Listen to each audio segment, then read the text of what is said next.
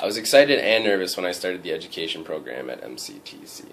Teaching was something that I had been considering for years, but it took me a while to pull the trigger and commit to a program. Luckily, my first class was with Christy Snyder.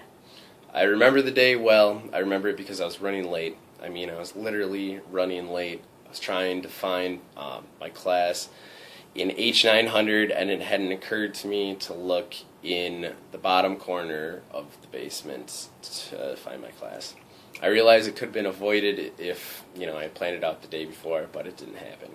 I made it to class at 9:05 and I was on time, but I had beads of sweat rolling down my forehead, and I was breathing heavily from running all over.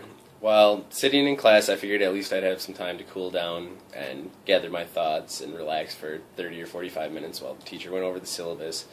But this was a Christy class, and instead of relaxing, we jumped straight into a teacher versus student-centered power activity discussing power dynamics, shuffling from wall to wall depending on our initial feelings on them.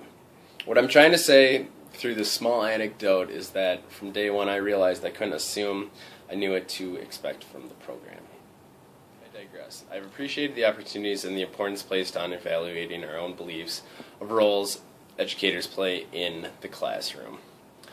Through teachers' experience in urban youth and guidance and behavior, I have had a chance to become more self-aware of my perception inside and outside of education. I think I've become more aware of how others may perceive me, and in turn, this has helped me think about how I want to be perceived as an educator.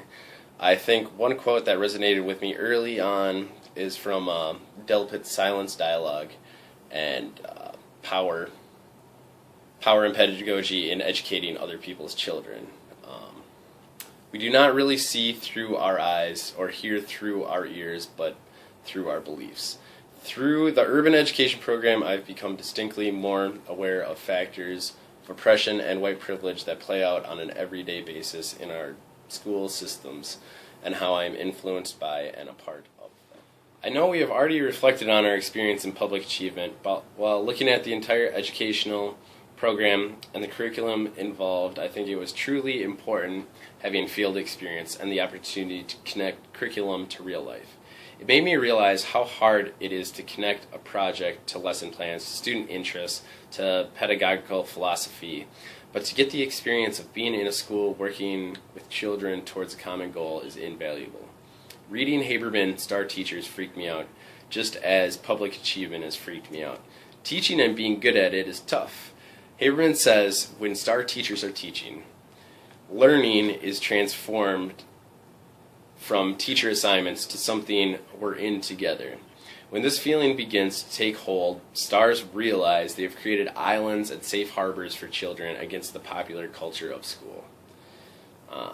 And that's a pretty big idea. I don't think I've achieved the NPA or I'm close to achieving the NPA, but there's been connections with the kids that have been cool and inspiring and make me want to work towards being a better teacher.